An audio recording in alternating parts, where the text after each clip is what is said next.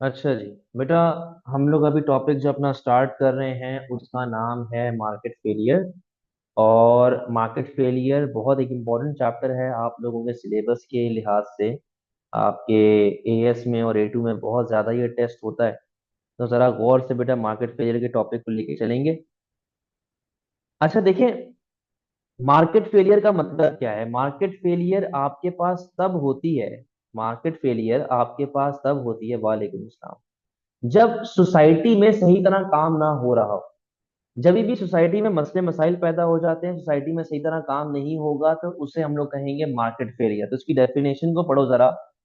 Market failure occurs when freely functioning market fails to allocate resources according to society's point of view. बेटा यहाँ पे तीन बातें highlight की हैं। वो तीन बातें यहाँ पे क्या है? पहली, फ्रीली फंक्शनिंग। दूसरी, एलोकेट रिसोर्सेज। और तीसरी, सोसाइटी का पॉइंट ऑफ व्यू। अब जरा इसका मतलब समझो क्या हुआ है।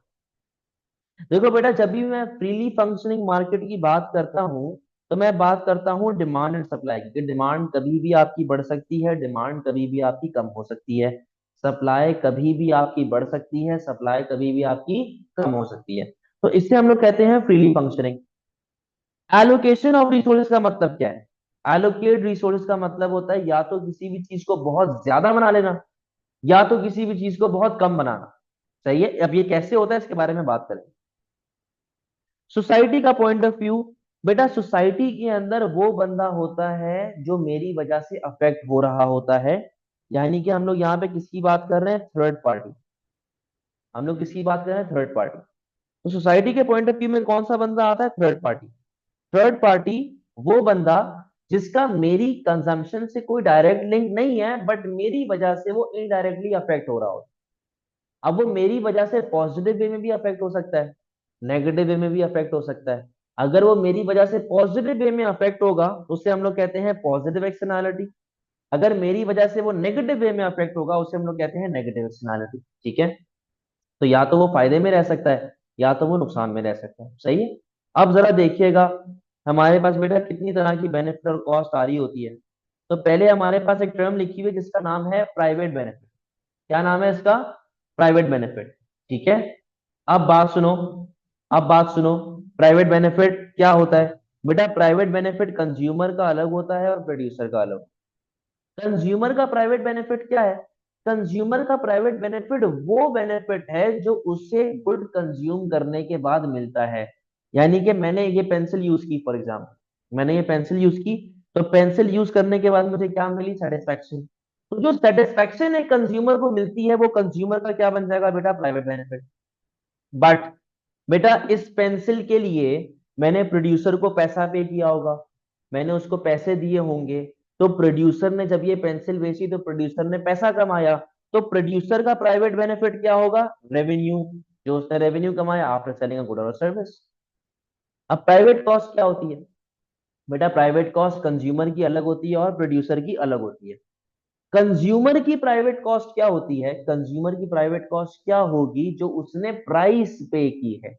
भाई, ये 50 रुपए की पेंसिल मैंने खरीदी फॉर एग्जाम्पल, तो 50 रुपया तो कंज्यूमर की जेब से जा रहा है कि नहीं? तो वो 50 रुपया जो कंज्यूमर की जेब से जा रहा है वो है मेरे कंज्यूमर का प्राइवेट कॉस्ट। अच्छा, अब बेटा, इस पेंसिल को बनाने में प्रोड्यूसर ने कॉस्ट ऑफ प्रोडक्शन लगाई है, फैक्टर्स ऑफ प्रोडक्शन लगाए हैं, रेंट दिया है, वेजेस दिए हैं, इंटरेस्ट दिया है, डायरेक्ट मटेरियल की कॉस्ट की है। ये सारे खर्चे बेयरअप किए ना प्रोड्यूसर ने। तो प्रोड्यूसर के लिए ये क्या है? खर्चा। तो प्रोड्यूसर की प्राइवेट कॉस्ट क्या होगी? Cost of production. Cost of production. तो cost of producing goods and services. ठीक है। तो ये आपके पास होगी आपके प्रोड्यूसर की प्राइवेट कॉस्ट। अब बात करते हैं एक्सटर्नैलिटी। What is externality? बेटा, एक्सटर्नैलिटी होती है थर्ड पार्टी बेनिफिट या फिर third party loss. Third party benefit या फिर थर्ड पार्टी लॉस। मैंने आपको बताया थर्ड पार्टी कौन होता है। थर्ड पार्टी वो बंदा होता है जिसका आपकी कंजम्पशन से कोई डायरेक्ट लिंक नहीं है, बट इनडायरेक्टली आपकी वजह से अफेक्ट हो रहा होता है। फॉर एग्जाम्पल, भाई, अगर ये ऑनलाइन क्लास ना होती, फॉर एग्जाम्पल ये ऑनलाइन क्लास ना होती, हम लोग एक रूम में बैठे हुए होते, सारे एक दूसरे के सामने बैठे हुए होते, और मैं अपने बैग से परफ्यूम निकाल के लगा लेता, अगर मैं अपने बैग से परफ्यूम निकाल के लगाऊंगा तो क्लास का एनवायरनमेंट अच्छा होगा, खुशबू फैलेगी क्लास के अंदर। तो आप लोग क्या है, मैंने तो देखो पर्सनल यूज के लिए परफ्यूम यूज किया ना, बट मेरी वजह से आप लोगों को एक अच्छा इन्वायरमेंट मिल रहा है, तो आप लोग मेरे लिए हो थर्ड पार्टी। आप लोग मेरे लिए हैं थर्ड पार्टी, और मेरी वजह से आप लोगों को खुशबू आ रही है। इसका मतलब क्या है कि आप लोग मेरी वजह से पॉजिटिव वे में अफेक्ट हो रहे हैं, जिसे हम लोग कहते हैं एक्सटर्नल बेनिफिट, या फिर पॉजिटिव एक्सटर्नैलिटी, या फिर पॉजिटिव एक्सटर्नैलिटी। ठीक है। लेकिन और एक और एग्जांपल, कि भाई लेट से जी हम लोग जो हैं आगे जाके, अभी आप लोग पढ़ लिख रहे हो तो आगे जाके आप लोग जो हैं वो लोगों को नौकरी देंगे, एम्प्लॉयमेंट क्रिएट करेंगे, जॉब्स क्रिएट करेंगे, कुछ ना कुछ फायदा सोसाइटी को दोगे ना। तो देखो, जिस बंदे को आप नौकरी दोगे आगे जाके, क्या उसने आपकी एजुकेशन में कोई कंट्रीब्यूशन की है? बिल्कुल भी नहीं। उसने तो आपकी एजुकेशन में कोई कंट्रीब्यूशन नहीं की, बट आपकी वजह से उस बंदे को जॉब मिल रही है, यानी कि आपकी वजह से उस बंदे को बेनिफिट मिल रहा है। तो आपकी वजह से सोसाइटी में बेनिफिट आया, ये भी क्या कहलाया जाएगा? एक्सटर्नल बेनिफिट, सोसाइटी का बेनिफिट।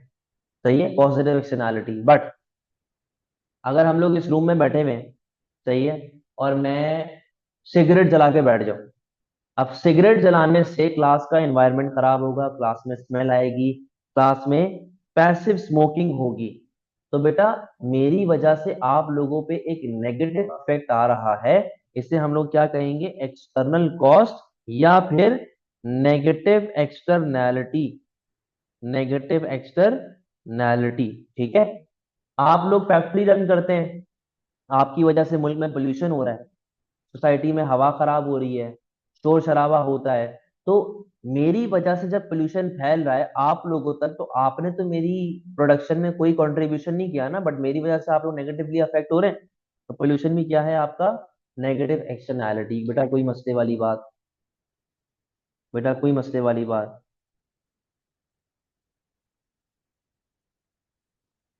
क्लियर है सारी बातें?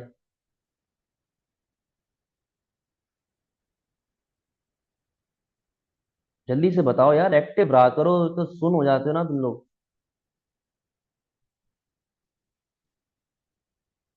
चले, फर्दर आगे बात करते हैं।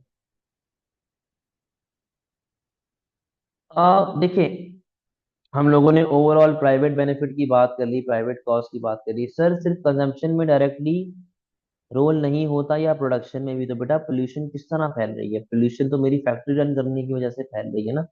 तो आपकी वजह से जब नेगेटिव इफेक्ट आता है सोसाइटी पे, भले आप प्रोडक्शन करें भले आप कंजम्पशन करें, वो एक्सटर्नैलिटी कहलाई जाती है। ठीक है। अच्छा, तो अब बात सुनो, यहाँ पे बेसिक डेफिनेशंस की हम लोग बात करें। Social cost and social benefit. What is social cost? Social cost का मतलब होता है टोटल कॉस्ट ऑफ सोसाइटी। अब टोटल कॉस्ट में हमारे पास दो चीजें आ रही हैं, प्राइवेट कॉस्ट और एक्सटर्नल कॉस्ट। देखो वही चीज जो हमने पीछे पढ़ी ना, जो हमने ये पीछे उर्दू में पढ़ी थी, मैंने आपको तर्जुमा करके सारी चीजों को तोड़ तोड़ के बताया था। अब इन सबको कंबाइन करके एक डेफिनेशन में लिखा हुआ है। तो what is social cost? Social cost is equal to private cost plus external cost. अब प्राइवेट कॉस्ट क्या होती है? कंज्यूमर की अलग, प्रोड्यूसर की अलग। कंज्यूमर की प्राइवेट कॉस्ट क्या है? Price of a product paid. Producer की प्राइवेट कॉस्ट क्या है? Cost of production. और एक्सटर्नल कॉस्ट क्या है? Loss of third party. तो social cost is equal to private cost plus external cost, सारी की सारी कॉस्ट को एक साथ कंबाइन कर देते हैं। सोशल बेनिफिट क्या है? Total benefit. टोटल बेनिफिट का मतलब private benefit plus external benefit, यानी कि आपने सारे के सारे बेनिफिट को एक साथ कंबाइन कर दिया। प्राइवेट बेनिफिट, कंज्यूमर का ये आ रहा है भाई सेटिस्फैक्शन, कंज्यूमर का आ रहा है सेटिस्फैक्शन, और प्रोड्यूसर का क्या आ रहा है? रेवेन्यू। और एक्सटर्नल बेनिफिट क्या है? सोसाइटी का बेनिफिट, एम्प्लॉयमेंट वगैरह। क्लियर है सारी कहानी? यार जरा एसी तेज करो, गर्मी लगी। आइस में कर दिए, कोई मसले वाली बात?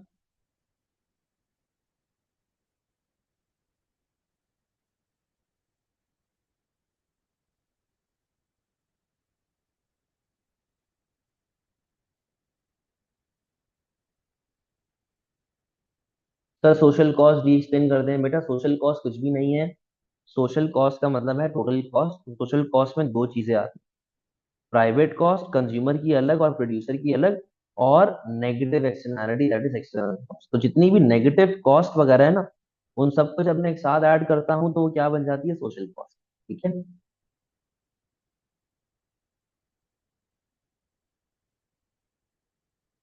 चलो, आप एक टर्म के ऊपर बात करते हैं, इसका नाम है एसिमेट्रिक इन्फॉर्मेशन। 2 मिनट या मुझे जरा चाय अपनी पूरी करनी है।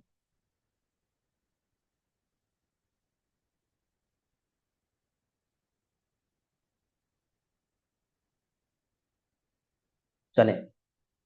अच्छा, अब हम लोग बात कर रहे हैं एक टर्म पे जिसका नाम है asymmetric information. Asymmetric information is a part of information failure. क्या मतलब है इसका सर, समझ नहीं आया। बात सुन भाई, फॉर एग्जाम्पल हमारे पास दो बंदे हैं। एक हम लोग ले लेते हैं, लेट से कौन कौन, सफा और सामिया। ठीक है, ये दो हमारे पास पार्टीज आ गई। एक का नाम सफा है और एक का नाम सामिया। लेट से सामिया एक कार मैकेनिक है, ठीक है, और वो गाड़ी बेचती है। तो अगर सामिया एक कार मैकेनिक है तो वो गाड़ी की डीलिंग वगैरह भी कर रही है, सेकेंड हैंड गाड़ियां बेच रही है, गाड़ी को काम भी उसका जानती है। और सफा एक कंज्यूमर है। सफा को एक गाड़ी खरीदनी है, सही है, सफा को एक गाड़ी खरीदनी है और सफा चली गई सामिया के पास। अब देखो, बीइंग अ मैकेनिक, सामिया के पास कंपैरेटिवली सफा के मुकाबले में ज्यादा नॉलेज होगी।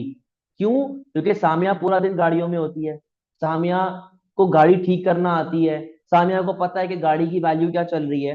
तो लॉजिकली सामिया के पास नॉलेज काफी ज्यादा होगी, सामिया के पास नॉलेज काफी ज्यादा है।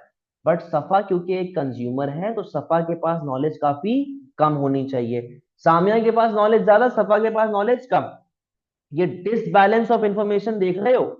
ये disbalance of information, this disbalance of information is known as asymmetric. कि एक पार्टी के पास नॉलेज काफी ज्यादा है और दूसरी पार्टी के पास नॉलेज काफी कम है। This disbalance of information is known as asymmetric information. अब बात सुने बेटा, जब ये एसिमेट्रिक इंफॉर्मेशन एग्जिस्ट करती है, क्या सामिया सफा को पागल नहीं बना सकती? क्या सामिया सफा को एक्सप्लॉइट नहीं कर सकती ये बोल के कि देखो भाई, गाड़ी तो फुल ओके कंडीशन है, बम्पर टू बम्पर एकदम, पेंट भी नहीं हुआ हुआ, रिम नए लगे हुए, सस्पेंशन ओके, इंजन ओके। तो सामिया तो आसानी से सफा को पागल बना सकती है ना। यानी कि एक पार्टी दूसरी पार्टी को आसानी से पागल बना सकता है due to disbalance of information. This is known as, कोई मसले वाली बात, कोई मसला?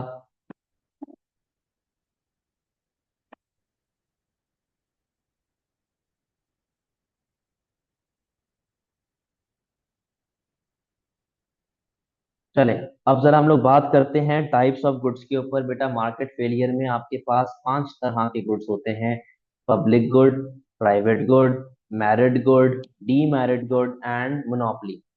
आज का हमारा फोकस है तीन चीजें: public good, private good and monopoly. Merit demerit इंशाल्लाह नेक्स्ट क्लास में हम लोग अपना सरंजाम देंगे। अब जरा बात करते हैं पब्लिक गुड की। बेटा, पब्लिक गुड वो गुड होता है जिसकी प्योर प्रोडक्शन कौन कर रहा होता है? गवर्नमेंट। ये सिर्फ और सिर्फ कौन प्रोवाइड करता है? गवर्नमेंट। यहाँ पर प्राइवेट इदारे का कोई रोल नहीं होता, यहाँ पर पूरे का पूरा रोल गवर्नमेंट का होता है कि उसने देना है आपको और गवर्नमेंट ही प्रोवाइड करे। अब देखो, अगर आप पुलिस स्टेशन जाते हो या आप कहीं रेंजर्स के ऑफिस जा रहे हैं या फायर ब्रिगेड के ऑफिस जा रहे हैं, तो आप जब कोई उनसे सर्विस लेते हैं ना, वो कभी भी आपको रसीद काट के नहीं देगा कि सर आप इतने घंटे बैठे हैं तो ये आपका बिल हो गया, नहीं। बट प्रॉब्लम क्या है कि गवर्नमेंट उनको नौकरी दिया हुआ है तो सैलरी भी तो देगा। अब देखो, इस तरह की service is never charge upfront. तो ये किस तरह चार्ज हो रही होती है? ये चार्ज हो रही होती है through direct and indirect taxes. लोग टैक्सेस पे करते हैं, उससे इनकी तनख्वाह बनती है, और जो इनकी तनख्वाह बनती है वो फिर ये अपने घर लेके चले जाते हैं। Example, army, police, defence, street light वगैरह, ये हो। अब बेटा, आपको नेचर याद रखना बड़ा जरूरी है कि पब्लिक गुड का नेचर क्या होता है। पब्लिक गुड का नेचर होता है non rivalrous, non excludable and non rejectable. ये क्या होती हैं चीजें, इसके बारे में जरा जिक्र करेंगे। इधर आइएगा। पहले बात करते हैं जरा नॉन राइवलरस की। यार एक बात बताओ, अगर मैं एक दरिया में बैठा हुआ हूँ और मैं दरिया से पानी पी रहा हूँ, ठीक है, मैंने ऐसे हाथ डाले और मैं ऐसे पानी पी रहा हूँ, तो यार अगर मेरे राइट साइड पे, मतलब दरिया ऐसे फ्लो कर रहा है और मैं दरिया से पानी पी रहा हूँ, तो जो लोग मेरे आगे खड़े हुए हैं और मैं दरिया से पानी पी रहा हूँ, तो क्या मेरे पानी पीने से उनके लिए पानी खत्म हो जाएगा क्या? अगर मैं पानी पीने बैठा तो मेरी वजह से उनके लिए पानी खत्म हो जाएगा? मैं कोई ऊंट हूं क्या कि मैं ऊंट के बच्चों की तरह पानी पीता जा रहा हूँ और मेरा पानी जो है मैं पूरा सुखा दिया कुआं मैंने? ऐसा नहीं होगा। भाई मैं एक दरिया से पानी पी रहा हूँ, तो दरिया तो फ्लो कर रहा है, तो दूसरे भी तो पानी पी सकते हैं उससे।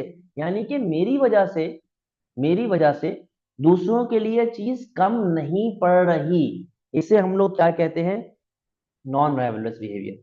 कि अगर मैं कोई गवर्नमेंट की दी हुई सर्विस यूज कर रहा हूँ, कोई गुड यूज कर रहा हूँ, तो मेरी वजह से दूसरों के लिए वो चीज कम नहीं पड़ेगी। This is known as non rivalrous. अब बात सुनो भाई, फॉर एग्जाम्पल मैं पुलिस स्टेशन गया, मैंने वहां जाके कोई रिपोर्ट वगैरह लिखवा दी कि यार ये मसला है, तो क्या पुलिस वाले दुनिया का सारा काम छोड़ के मेरा काम सुलझाने पे लग जाएंगे? नहीं यार, पहले हादी का काम करना है और दूसरा जो भी आएगा उसको मना कर देंगे।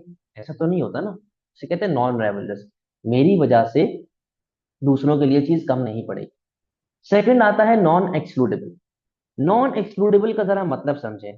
भाई फॉर एग्जाम्पल मैं टैक्स पेयर हूं, और लेट से राबिया जो है, राबिया टैक्स पेयर नहीं है, ठीक है? मैं टैक्स पेयर हूँ, राबिया टैक्स पेयर नहीं है। तो एक बात बताओ, क्या मेरे इधर माथे पे लिखा हुआ है कि मैं टैक्स पेयर हूँ? नहीं लिखा हुआ ना। क्या कोई मुझे मेरी शक्ल देख के बता सकता है कि मैं टैक्स पेयर हूँ? नहीं बता सकता। ऐसा तो नहीं है कि अगर मैं स्ट्रीट लाइट के नीचे से गुजरूंगा तो वो चालू हो जाएगी, और अगर राबिया स्ट्रीट लाइट के नीचे से गुजरेगी तो वो बंद हो जाएगी, कि भाई तुम तो टैक्स पेयर हो ही नहीं, तुम तो टैक्स पेयर हो ही नहीं, तो मैं तुम्हारे लिए क्यों स्ट्रीट लाइट जलाऊं? ऐसे तो नहीं होता ना। तो भाई कहने का मकसद क्या है कि टैक्स पेयर यानी कि मैं और नॉन टैक्स पेयर यानी कि राबिया, हम दोनों सेम सर्विसेज एंजॉय कर रहे हैं। देखो मैंने कहा स्ट्रीट लाइट पब्लिक गुड है, मेरे आने से चालू उसके आने से बंद नहीं होगी। अगर मैं पुलिस स्टेशन रिपोर्ट लिखवाने जाता हूँ या राबिया पुलिस स्टेशन रिपोर्ट लिखवाने जाती है, तो पुलिस वाला पहले ये नहीं कहेगा कि मुझे चालान दिखाओ कि तुमने टैक्स भरा है कि नहीं भरा, वो डायरेक्टली रिपोर्ट लिखेगा।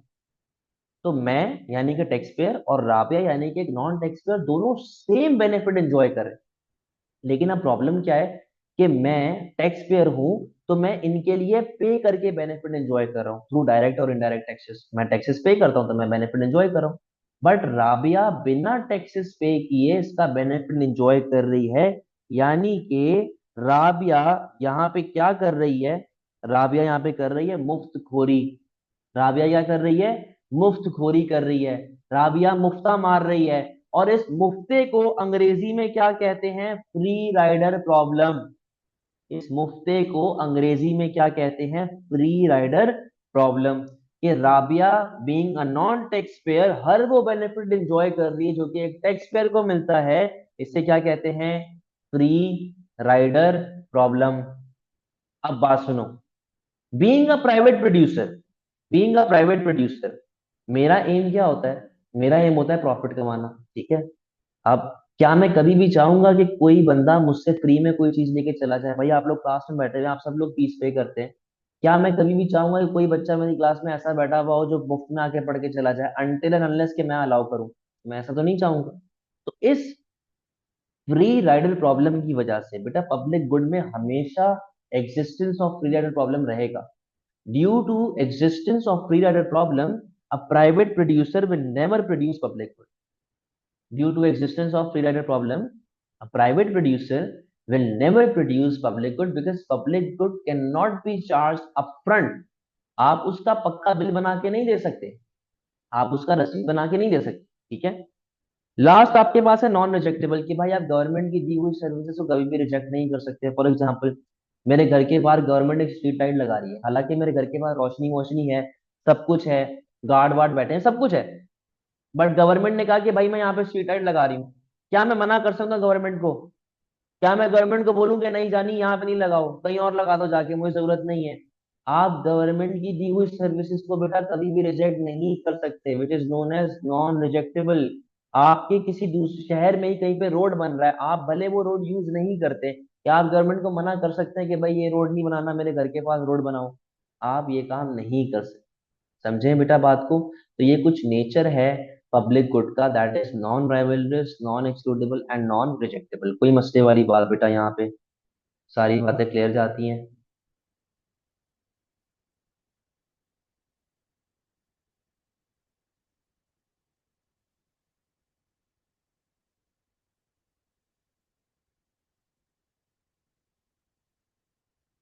Very good.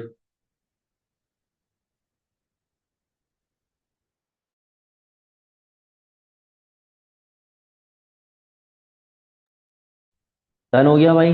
चले आगे बात करते हैं। अब जरा बात करेंगे हम लोग बेटा प्राइवेट गुड के ऊपर कि what is private good. Private good public good का बिल्कुल ऑपोजिट होता है।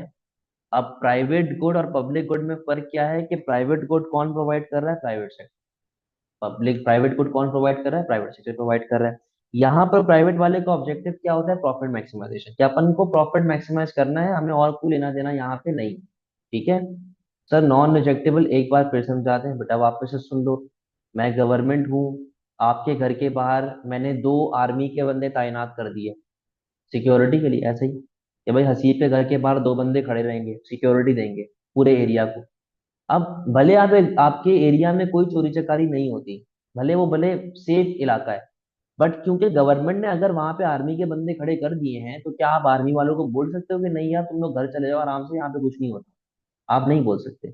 आप गवर्नमेंट आप गवर्नमेंट की दी हुई सर्विसेज को कभी भी रिजेक्ट नहीं कर सकते। This is what non rejectable is. तो बेटा प्राइवेट गुड कौन प्रोवाइड करता है? एक प्राइवेट सेक्टर बंदा, एक प्राइवेट इदारा जिनका ऑब्जेक्टिव होता है प्रॉफिट कमाना। ये ओवर या अंडर एलोकेशन ऑफ रिसोर्सेज कर रहे होते हैं। ओवर या अंडर एलोकेशन ऑफ रिसोर्स का मतलब किसी भी चीज को बहुत ज्यादा बनाना या किसी भी चीज को बहुत कम बनाना। ये आप लोग सैटरडे वाली क्लास में बहुत डिटेल में सीखेंगे कि अंडर या ओवर एलोकेशन होती क्या है। फिलहाल के लिए सिर्फ इतना समझ लो, या तो किसी को बहुत ज्यादा बनाना या तो किसी चीज को कम बनाना। अब क्योंकि ये पब्लिक का बिल्कुल ऑपोजिट होता है, तो भाई यहाँ पे कैरेक्टरिस्टिक्स भी ऑलमोस्ट ऑपोजिट आ रही होंगी। वहां पर नॉन राइवलरस था, यहाँ पर राइवलरस आ जाएगा। भाई मैं नाहिद गया, नाहिद जाके वहां पे 100 बॉडी स्प्रे पड़े हुए थे, 100 में से मैंने 10 परचेज कर लिए, पीछे कितने रह गए? 90। यानी कि मेरी वजह से दूसरों के लिए चीज कम पड़ गई, ये राइवलर्स आ गया। एक्सक्लूडेबल पे आइएगा। एक्सक्लूडेबल के अंदर क्या है मामला कि मैं इस बारी पेयर को नॉन पेयर से एक्सक्लूड कर सकता हूँ। भाई मैं जब 10 बॉडी स्प्रे लेके आया, मेरे पास तो बिल है ना, एक रसीद है कि भाई हादी नहीं है 10 बॉडी स्प्रे यहाँ से लिए। अब रास्ते में मुझे राबिया मिल गई, राबिया ने कहा सर एक मेरा है। भाई कैसे एक आपका है? किस मुंह से आपका है? क्योंकि मेरे पास तो बिल है, मेरे पास रसीद है। मैं आपको सीधा सीधा रसीद दिखाऊंगा, बोलूंगा भाई मैंने पे किया है, मेरी ओनरशिप है इनके ऊपर, मैं आपको क्यों दूं? यानी कि मैंने पेयर को नॉन पेयर से अलहदा कर दिया, एक्सक्लूड कर दिया। 10 में से 1 पसंद नहीं आया, मैंने फेंक दिया, रिजेक्ट कर दिया, रिजेक्टेबल। या मैंने किसी को दे दिया, रिजेक्टेबल। ठीक है। तो प्राइवेट वाला पब्लिक का बिल्कुल ऑपोजिट होता है, कोई मसले वाली बात।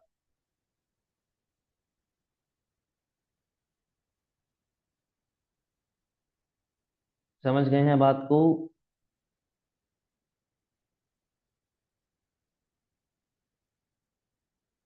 Very good. चलो बात को फर्दर आगे बढ़ाते हैं। अच्छा अब आपके पास यहाँ पे डेफिनेशंस लिखी हुई हैं कि एक्सक्लूडेबिलिटी क्या होती है, राइवलरी क्या होती है। तो ये डेफिनेशंस आपको भी याद कर लेना नॉलेज के लिए, ये आपसे पूछी जा सकती है।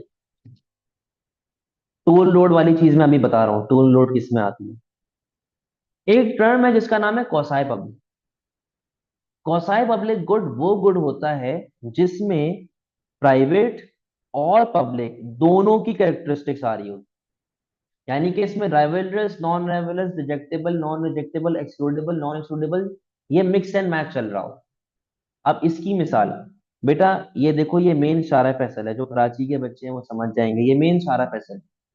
अब ये मेन रोड की बेटा 3 लेन्स हैं। अब ये 3 लेन है तो फ्री, आप जितना मर्जी गाड़ी चलाएं, यहाँ पे आपको कोई रोकने वाला बंदा नहीं, आप चलाते रहें गाड़ी, फ्री में चलाएं। बट बेटा, और ये रोड बनाई भी गवर्नमेंट ने, तो एक तरीके से पब्लिक गुड हुई। सही है, पब्लिक गुड यहाँ तक हो गई। बट बेटा ये देखो इस रोड पे लिमिटेड स्पेस है। यानी कि अगर ये 3 गाड़ियां अगर एक साथ यूं चलने लग जाएं, 3 गाड़ियां एक साथ चलने लग जाएं, तो क्या चौथी गाड़ी की गुंजाइश है यहाँ पे? नहीं है। चौथी गाड़ी की गुंजाइश नहीं है। अब देखो रोड एक लिमिटेड स्पेस है, रोड एक लिमिटेड स्पेस है, यानी कि यहाँ पे कौन सा आपके पास कैरेक्टरिस्टिक आ गई, एक्सक्लूडेबिलिटी, ओ सॉरी राइवलरस, कौन सी कैरेक्टरिस्टिक आ गई आपके पास, राइवलरस, कि मेरी वजह से दूसरों के लिए स्पेस कम पड़ गई है। ये एक पब्लिक ग्राउंड है, यहाँ पर एंट्री फ्री है, पब्लिक है, गवर्नमेंट ने बनाया हुआ है। तो ये देखो, अगर ये इतने लोग भर गए, पूरे ग्राउंड में लोग भरे हुए, क्या एक और बंदे की गुंजाइश है यहाँ पे, नहीं है। तो है तो पब्लिक गवर्नमेंट का ग्राउंड, यानी कि ये पब्लिक गुड है, बट एक और बंदे की गुंजाइश नहीं है, वापस से कौन सा बिहेवियर आ गया, ड्राइवरलेस बिहेवियर आ गया। अब टूल लोड की बात कर लेते हैं।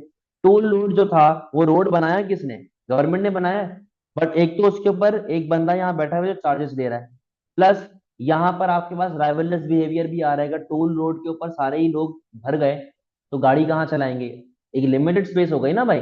But at the same time मैं यहाँ पर जो है वही वाली बात है, गवर्नमेंट बना रही है, तो आपके पास यहाँ पर कौसाय पब्लिक का कॉन्सेप्ट आता है। कौसाय पब्लिक गुड वो गुड होता है जिसमें प्राइवेट और पब्लिक दोनों साथ चल रहे हैं।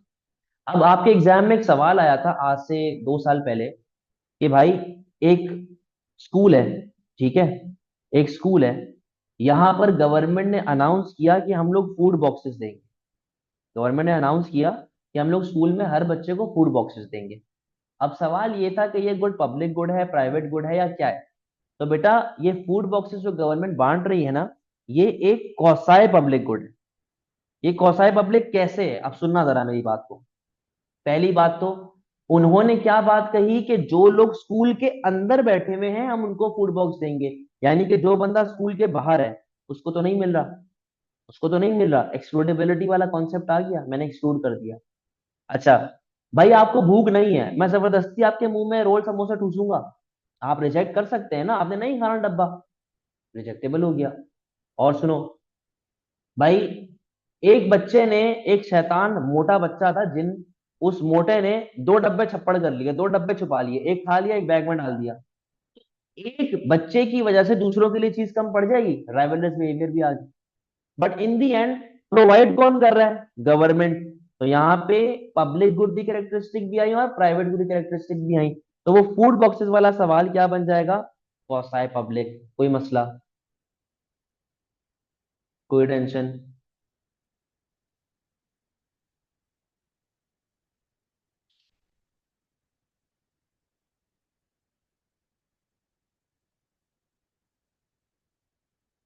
सब सवाल आ रहे हैं, एक सेकंड रुक जाओ जरा। पब्लिक गुड की कोई कैरेक्टरिस्टिक नहीं आई, क्यों नहीं आई भाई, फूड बॉक्सेस दे कौन रहा है, गवर्नमेंट दे रहे हैं, सबसे बड़ी कैरेक्टरिस्टिक ही वही है, गवर्नमेंट दे रहा है। सर इसका एमसीक्यू कैसे आएगा, बेटा इसका एमसीक्यू जब आप लोग प्रैक्टिस करेंगे एमसीक्यू की टॉपिकल बुकलेट तो आपको समझ आ जाएगा, वरना इसी तरह इन्फॉर्मेशन आएगी और आपने आइडेंटिफाई करना होगा कि वो पब्लिक गुड है, प्राइवेट है, कौन सा है, क्या गुड। ठीक है, इसी तरीके से आ रहा होगा, सही है। तो ये आपका, सर लेकिन गवर्नमेंट भी एक कैरेक्टरिस्टिक होगी। हाँ, तो गवर्नमेंट पब्लिक गुड है ना, गवर्नमेंट पब्लिक गुड है, और उस फूड बॉक्स के अंदर राइवलरस बिहेवियर आ रहा है, रिजेक्टेबल बिहेवियर आ रहा है, और एक्सक्लूडेबल बिहेवियर आ रहा है। तो गवर्नमेंट डब्बा दे रही है और कैरेक्टरिस्टिक प्राइवेट वाले क्या आ रहे हैं, दोनों को कंबाइन करूंगा तो क्या बन जाएगा, कौसाई पब्लिक बन जाएगा ना आपका। सही है।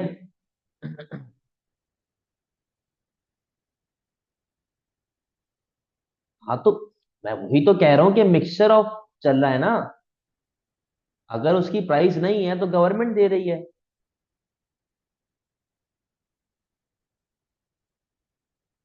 समझे अब्दुल हादी।